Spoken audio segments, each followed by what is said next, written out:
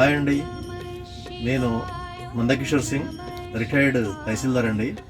నేను ఈ జయమాతాది tours and travels వాళ్ళతో ఇట్లా కాశీ యాత్రకు బయలుదేరాము. దీన్ని నిర్వహించేవారు శ్రీ రాజ్మోహన్ గారు, బ్రాహ్మణ్ వేదిక్ పండిత్ ఆయనే రాజ్మోహన్ గారు.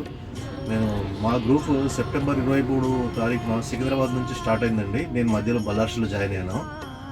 సో మేమందరం వచ్చి కాశీలో 9 రోజులు 9 రాత్రులు నిద్రలు చేసామండి. అక్కడ చేయాల్సిన విధి విధానాలన్నీ కూడా మన పండితుల వారు చాలా సక్రమంగా అక్కడ లోకల్ బ్రాహ్మణులతో, తెలుగు బ్రాహ్మణులతో పూజలు చేయించిన పిండ ప్రదానాలు కానీ, మన కుంకుమ పూజ కానీ అన్నపూర్ణ టెంపుల్లో, ఇంకా సంకల్పం కానీ, వేణీదానం కానీ, ఇవన్నీ పూజలు చాలా చక్కగా బ్రహ్మాండంగా నిర్వహించారు. ఆ తర్వాత మేము ప్రయాగ్రాజ్లో కూడా పిండ ప్రదానాలు చేయించారు మాతో. తర్వాత అక్కడ త్రివేణి సంగమంలో స్నానాలన్నీ చేసాము.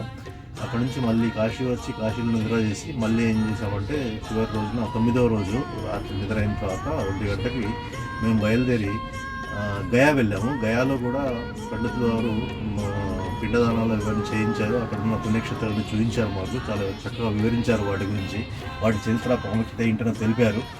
ఆ తర్వాత మేము గయా నుండి ఏం చేసాము, నైమిషారణ్యం వెళ్ళాము. నైమిషారణ్యంలో సత్యనారాయణ స్వామి వ్రతం చేయించారు అందరితో, గ్రూప్తో. అంటే చేసేవాళ్ళు చేయొచ్చు, చేయని వాళ్ళు చేయొచ్చు, ఇష్టం అది. కానీ మా గ్రూప్లో దాదాపు అందరు కూడా చేయించారు సత్యనారాయణ వ్రతము. గురువుగారు అక్కడ కూడా పండితుల్ని అరేంజ్ చేశారు. మాకు రూమ్స్ కానీ అన్నీ మంచి ఏసీ రూమ్స్ కానీ అవన్నీ, లేని వాళ్ళకు డార్మెట్లో బెడ్స్ అవన్నీ ప్రొవైడ్ చేశారు. చాలా మంచిగా చక్కగా నిర్వహించారు. కాశీలో మాత్రం మాకు ఒక హోటల్లో రూమ్స్ గ్రూప్ వైజ్ ఇచ్చారు. ఒక్కొక్క రూమ్లో 4, 5 అంటే దాని కెపాసిటీని బట్టి ఇచ్చారు. ఎక్కడ ఎలాంటి అసౌకర్యం లేకుండా మాకు అన్నీ చాలా చక్కగా నిర్వహించారు. మేము ఈరోజు తిరుగు ప్రయాణం అవుతున్నామండి. మాది లాస్ట్ డే ఈరోజు. ఇక్కడ మధ్యలో ఆగాము లంచ్ బ్రేక్ కోసము.